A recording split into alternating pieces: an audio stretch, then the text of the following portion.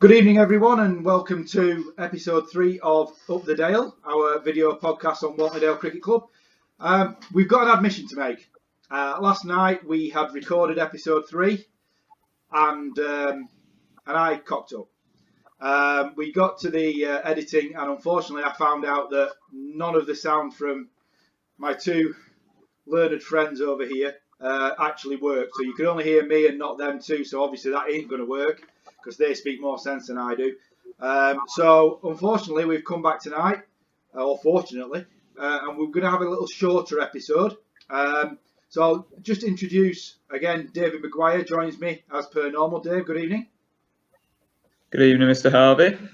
And over on the far side there, we've got our all-rounder of the club, Mr. Mick Berry, umpire, groundsman, 13 captain, stand-up comedian, bit of everything.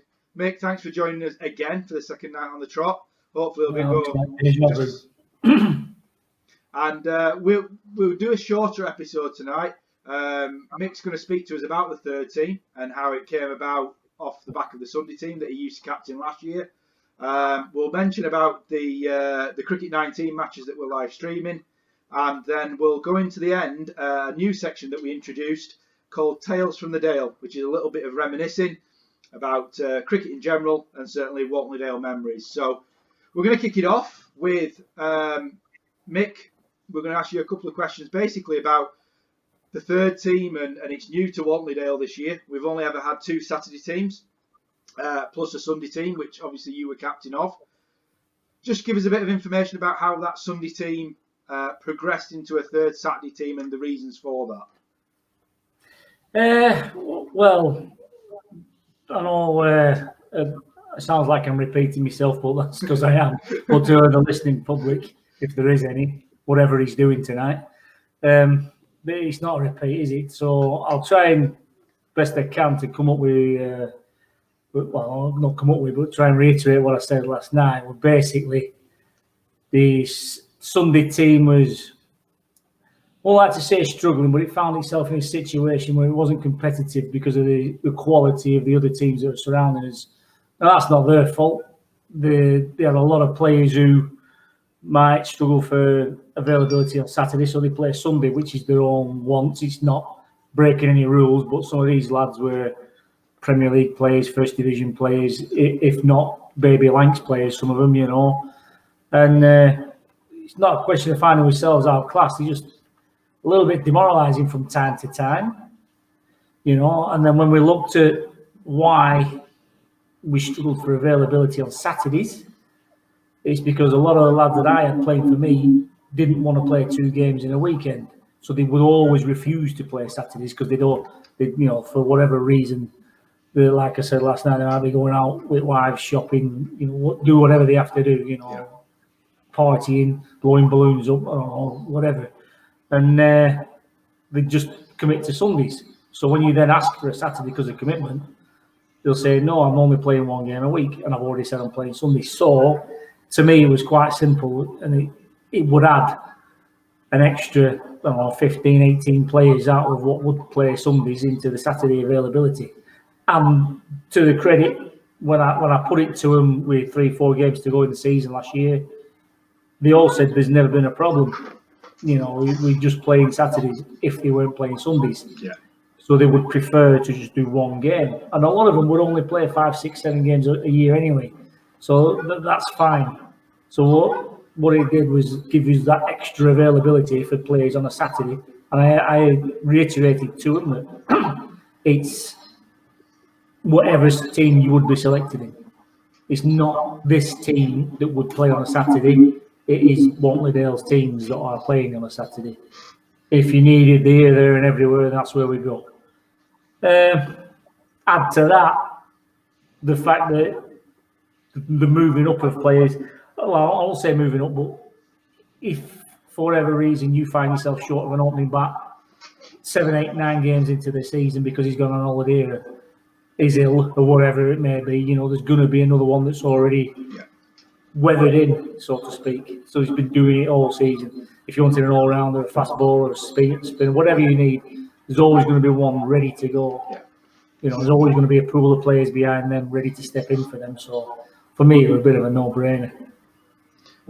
I think we'd also, excuse me, we'd also discussed, and from my knowledge of Division 6, which is limited, but obviously knowing some of the younger guys who my son Dominic's played against who play in that division, we'd also discussed about some of the younger guys getting more development opportunities, bowling longer spells, batting for longer, and obviously I'd umpired a couple of games in the Sunday team, last year, and had seen some of the younger guys, and whilst undoubtedly there's potential there, again as we discussed last night, there is that benefit from Division 6 of giving them that opportunity to extend those skills and make those skills more viable for Saturday cricket.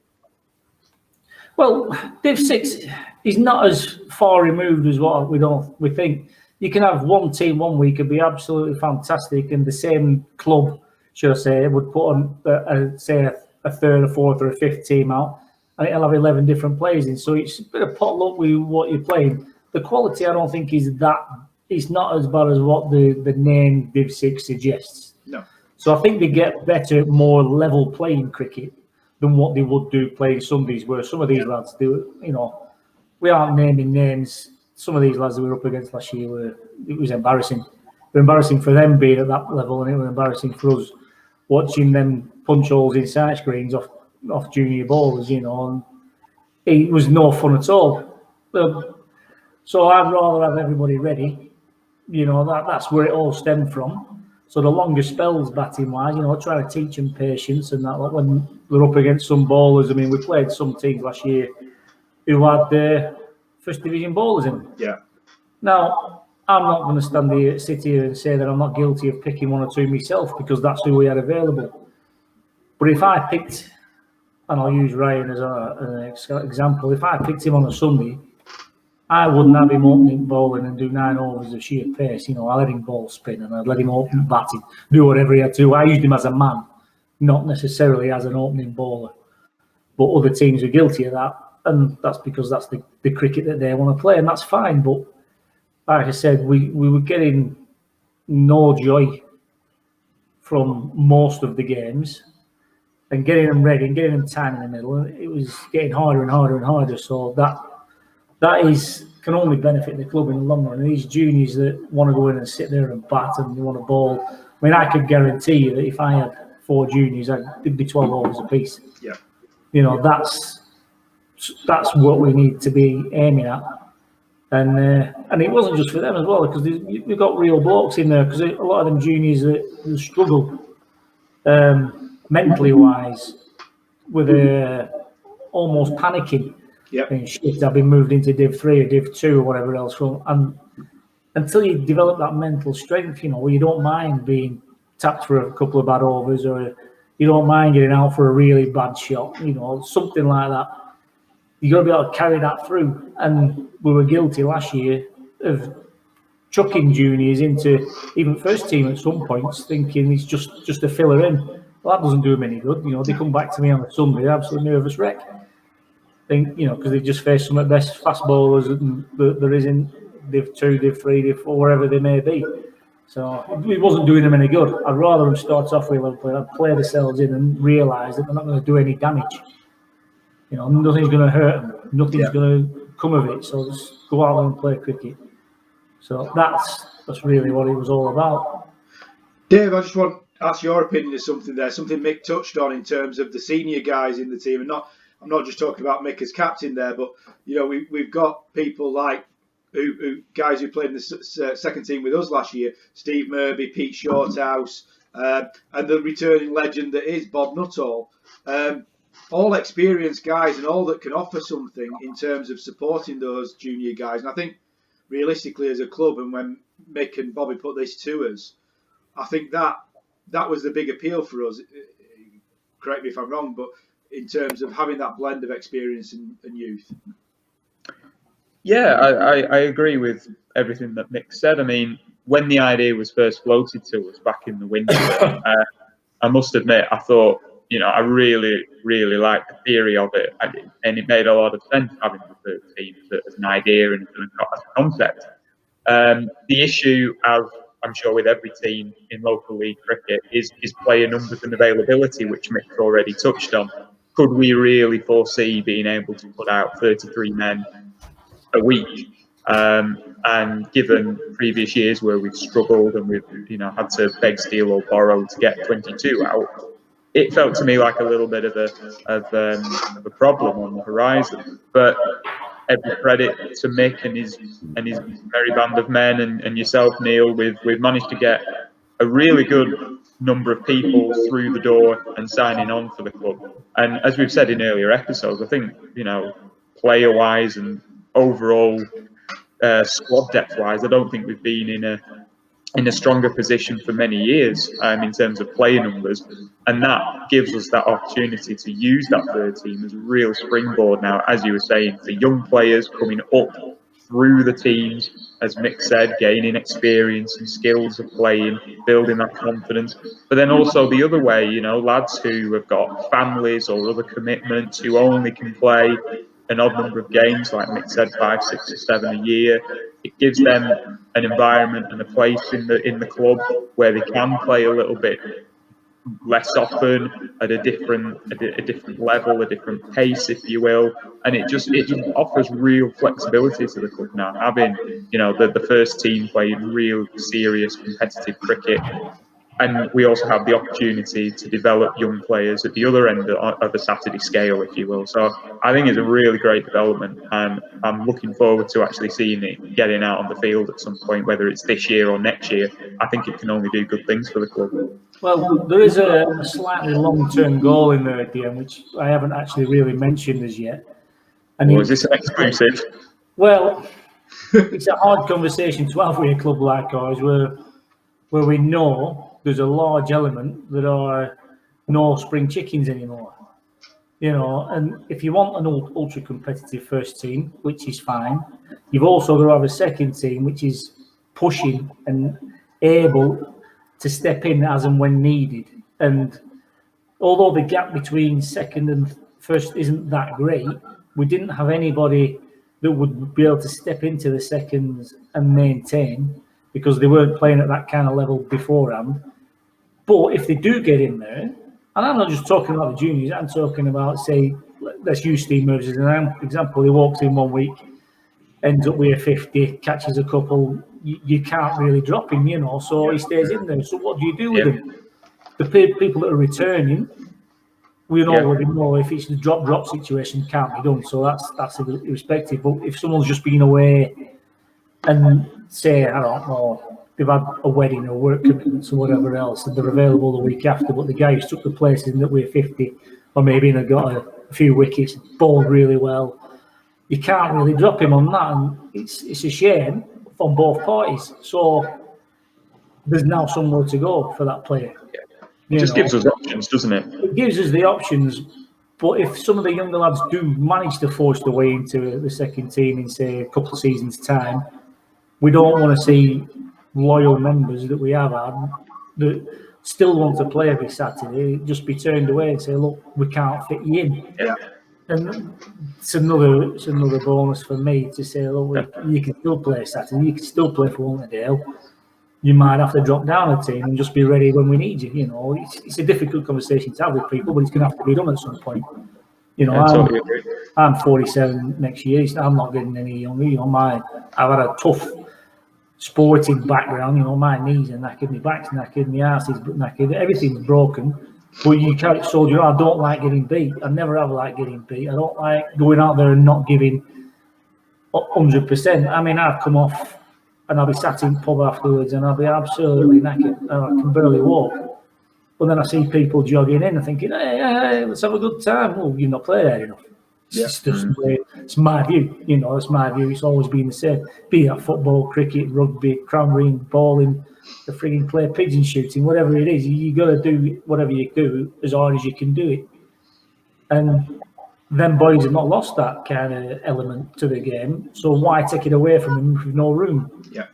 So give them that chance, give them the opportunity. I mean, even if it's played third and they put 3-4 decent performances together, somebody's slipping, somebody might just be knackered, higher up and needs a bit of a break, drop them. It's fine. So there is a lot of flexibility, as you said, Dave, but it couldn't be done without it. No, absolutely. Absolutely. I couldn't agree more, Mick, because, as I say, I think that's something that was crying out in the club in terms of that fluidity between teams and also, as you say, the opportunity for people to show what they can do and retain that position. And that was always difficult for us. And yeah, as I say, there are people in the club who by their own admission last year, speaking to two or three of them, know they're getting on in age, and now you're given that opportunity to in essence lengthen that Saturday cricket career now. So with a light-hearted touch, it'll be nice to see Iqbal run a few people out in the third team as opposed to the second team in future games. It's never the opposition, though, is it? Absolutely. No, unfortunately, not running out the opposition. No, unfortunately, running out his own play. No. We'll not go there. Anyway, thanks for that, Mick, and giving us the background into the inception of the third team there. Just as a reminder on the basis of the third team, tomorrow at 1:30, we've got the third team going up against BAC Preston Seconds in our second Saturday live stream game of the Palace Shield season. So with the absence of proper cricket, we'll bring you some virtual cricket, and Mick will be virtually leading his third team army out tomorrow at the Rec to play, although they wouldn't be playing at the Rec normally, but they are tomorrow. Playing against BAC. So keep an eye on social media. That game's happening at 1:30 tomorrow. We'll now move on to something that we did do last night as a new feature of the Up the Dale podcast, which was thought up by our good learned friend Mr. Maguire here. It is Tales from the Dale, which will be taking a number of different forms, but on this one it's a question and answer session with Mick about some of his cricketing memories in general, and also about some things his best and worst of Wantley Dale. So, Dave, I'll hand it over to you to ask some of the questions and to quiz Mick on this, and let's get some memories out of him. Yeah, so we thought about just as a general introduction, Mick, about sort of how you got into cricket, your previous teams that you've had, and if you can remember the first match that you ended up playing. All too vividly. I'm going to be brutally honest, I didn't get into cricket. I didn't. I'm a footballer till in my mid-30s. Not a bad level, but not a great level. I've never been great at, to be considered a decent all-round athlete. So I was a footballer. But my first cricket, probably outside of school, wouldn't come along till 97. When I was at, as I said last night, I was pissed up on boundary at a game. I think it's Whittingham. It wasn't Whittingham Hospital. It's something like that. Anyway, wherever hospital is in Mughal, it's that kind of way. Because they were a team that were in Liverpool, Southport District League, that way, for Brotherton. Now, I'm not sure if Shows were in that team or not, but I ended up lying on boundary with 12 cans of Stella. So I walked over a bridge and walked back. It's a red hot sunny day. I had to go through security. Somebody had gone home early, I don't know, maybe going out with his wife or something. And their captain then was a guy named Russ. And he says to my mate Baines, who was playing, he said, "Can your mate play if they let him on?" He said, "Are you taking a piss? He's had 12 cans of Stella, he's asleep." And he said, "Well, as long as he can run and throw." So anyway, next thing, there were a ball. He just said, "Just stick him out on boundary." And I threw this ball back. It cleared the wickets on both ends. I went for a 4 at the other side, and it's I can throw. And it all stayed from there, really. So I had the most ridiculous tan lines you've ever seen in your life. So I fallen asleep with my hand on my chest. So I had a perfect outline of this print right in the middle of my chest. But there you go.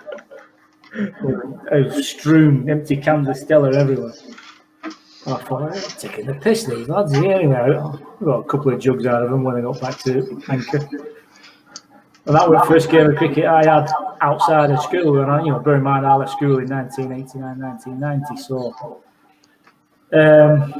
after that, I just played here, there, and everywhere, whenever they needed. I never joined the team. Didn't join the team. I just played when I had time. If somebody said, "What are you doing out Saturday?" I just go and play. And I played for a few, just one-offs here, there, and everywhere. But Wantley Dale, first team I actually played a full season for, and I was, I think I was 42 then. So there you go. I hadn't played prior to that for virtually 18 years, I think it was, in between games.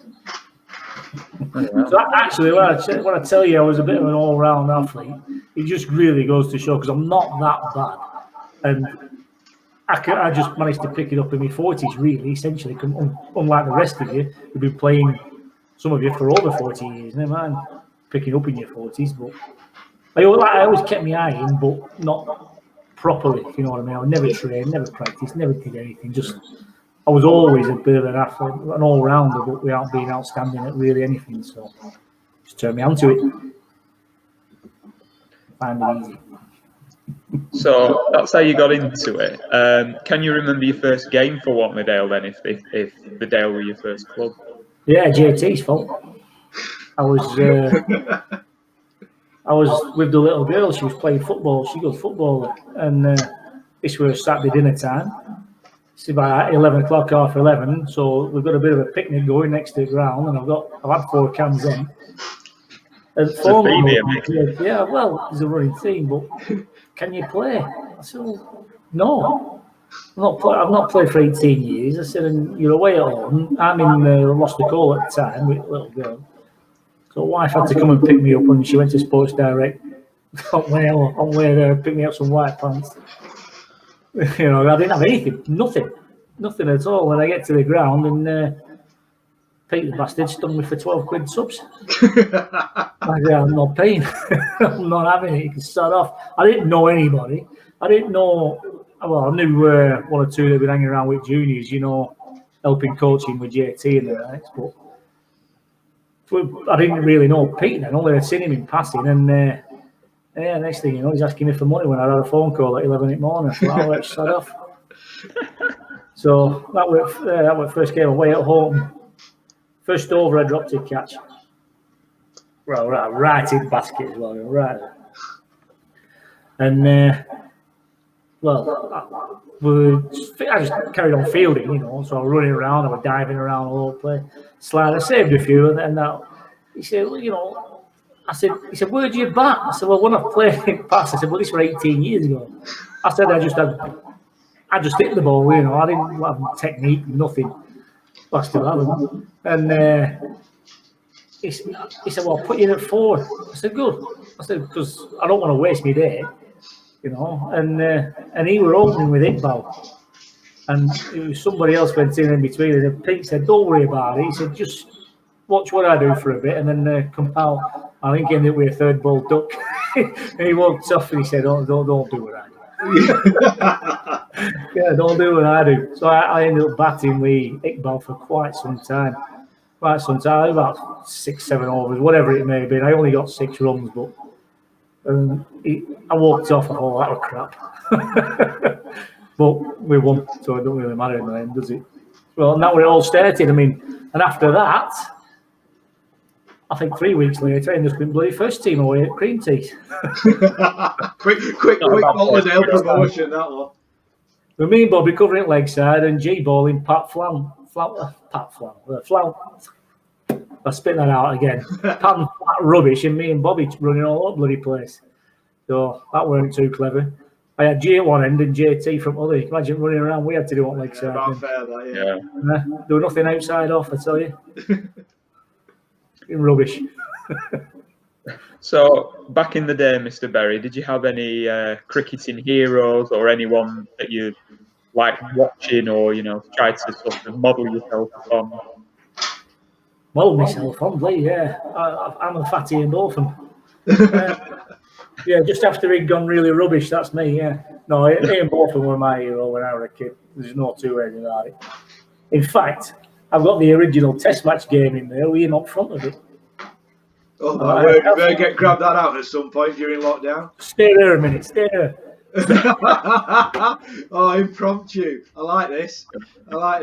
This could replace the streaming matches. Absolutely. Everybody loves a bit of Test match. Oh, look, don't see that. Oh, here he comes. Brilliant. There it is.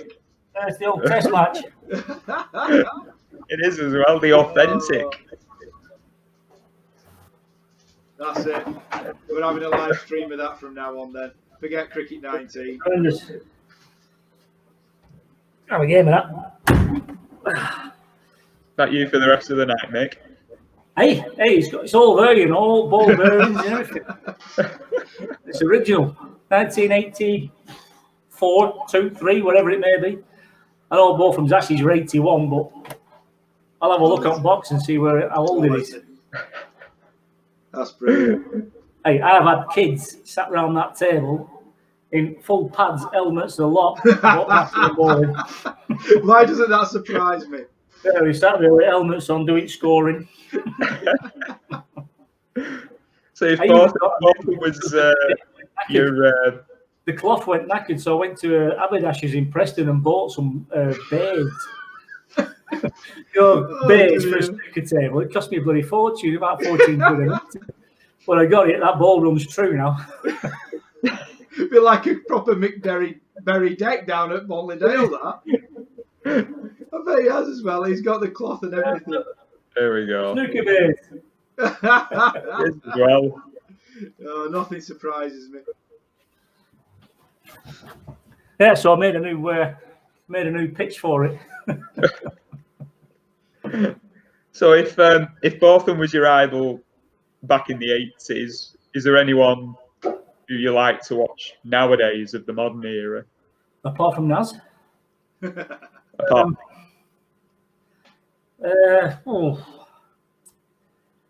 the modern era, Alistair Cook was the last one, but really, that's, as I said last night, it's because I don't like naming Australians, but because you could name them all day. They're every one of them from early 90s right through to 5-6 years ago.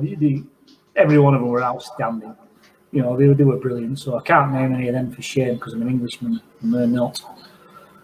But Cook was my last one that I liked. In the team now, if he gets his head sorted and ditches that captaincy, Joe Root will come back. There's no two ways about it. First of all, he's got a bit of a fight about him. But none of them are test match cricketers in my eyes. Not like they used to be, so they'd rather have it over and done with in 3 days. That's not bloody good. Not when you've got a wife and kids at home. Don't stay away from that. No point putting it home, really. Unless you finish in 3 days and spend 2 days on piss with lads, then that's fine. But it's not. They don't do that anymore, do they? They all go home and go to training camps and stuff. That's rubbish. Can you remember your favourite Walton the Dale match? And what was it? What was so special about it? I can't remember what I said last night. I can't remember which game I put up. I think last night we were discussing the Preston away game last year. Yes, it was. It was this last season just gone. Preston away. Drama. That's that game. Bloody drama. We had a scorer coming out to bat in second innings, never fielded one over. You know. That was, what was his name? He used to play for us, that Rec. Mahmood. Mahmood, the man who says he invented ways of getting out. He'd been scoring all first innings and come out to bat in second innings, and I hadn't seen him because he walked past me out at square legs, so he had his back to me. And the worst person he could have picked to be walking straight towards, who were playing at point with Bobby. Bobby said, "Hey, what's he doing?"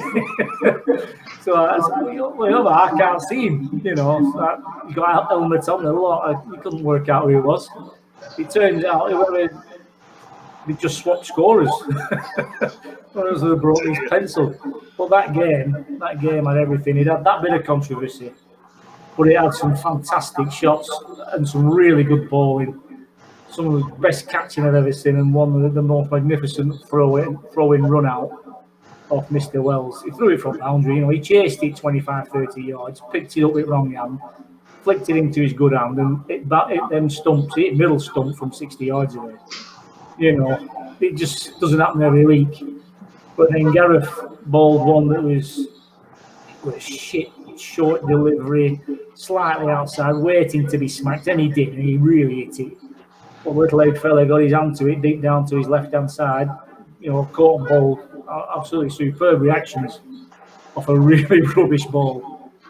But other than that, you know, everything just fell into place. You know, it was just a good game. It was a low-scoring game, but everybody did the little bit in many, many ways. And it was the best game I've seen. Not purist. He's not one for textbooks in his buildings and then demolishing them by ball and keeping run rate down with decent fielding. No, it was just drama from start to finish. It was outstanding.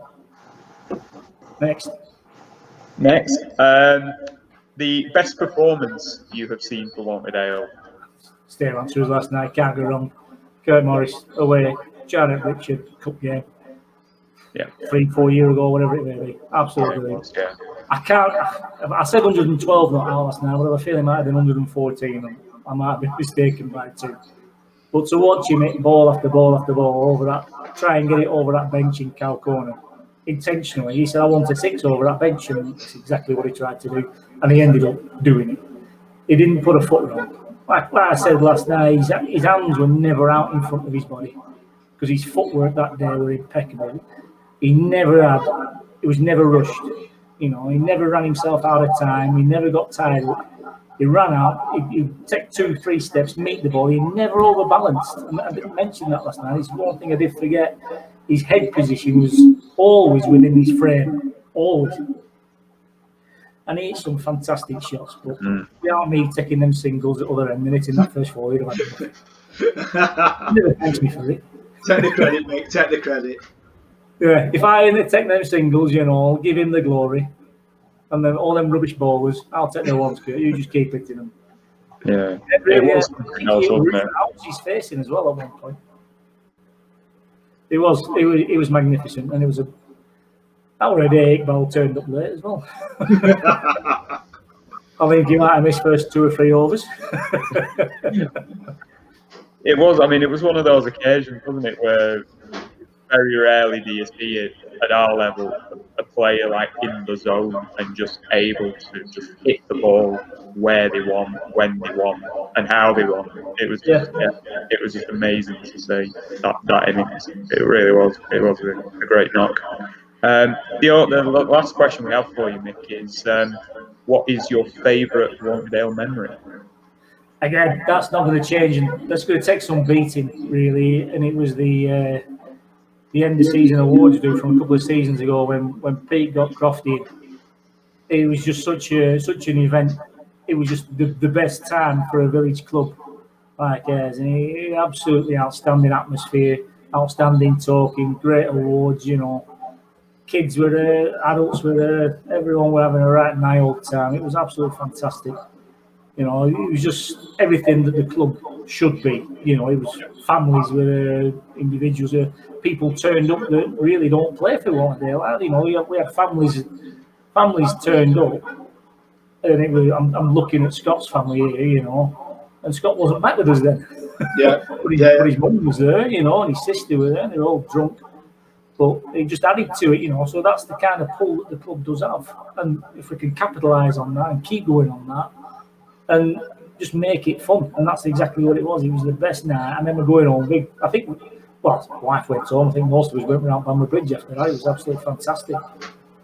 And Gareth ended up buying drinks. He would tell you, he was pissed. That shows what a good night it is then if Gareth's going around buying drinks. So, that if anything can make it a memorable night, that's it. So, yeah, absolutely. And I think we touched on last night that, the sign of how successful that was that we tried to replicate that last year.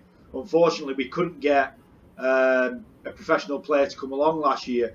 But we'll certainly be trying to mirror that from now on for our end of season awards do, and mate, you're quite right. It was the very epitome of what a small village club should try and achieve. And fair play to Pete for pushing to get Crofty down, and fair play to Crofty for buying into the spirit of what was. And I think you touched on it last night in terms of the smallest club he's ever been to one of those events at, and he bought right into it. He did. Of course, it was asked, questions by the old live wire over there. They've kept him busy. He thought he was being grilled by Paxman by the time he finished. We can't all be the life and soul of the party like you and Gary. I still remember your end of year talk. They still talk about it now. I can't remember a word of it. It's a good job. There's no video of it. No, but do you know what? I wish there was, Mick, because that was completely out of the blue when you gave your Sunday team speech, and we were expecting just a normal Pete Ingham style speech, and you came out with I've got to say, the funniest season review that we've ever had. So it just goes in hand with how that night went. So no, I certainly agree wholeheartedly with that. Is that questions finished for Tales for the Dale, Dave? Question and answer done. Excellent. Well, we're going to wrap it up there, guys. Thanks to Dave and Mick for coming back on and redoing things a little bit. I'm glad we've been able to get it done. Hopefully, when I go and check this, all the audio will have gone well and everything will be good, and we'll get this out straight away. Reminder that we've got the 13-game live stream tomorrow. Check social media for details on that. And once again, thanks everybody for watching. Thanks to Mick, thanks to Dave, and we'll see you again soon. See you later. Adios.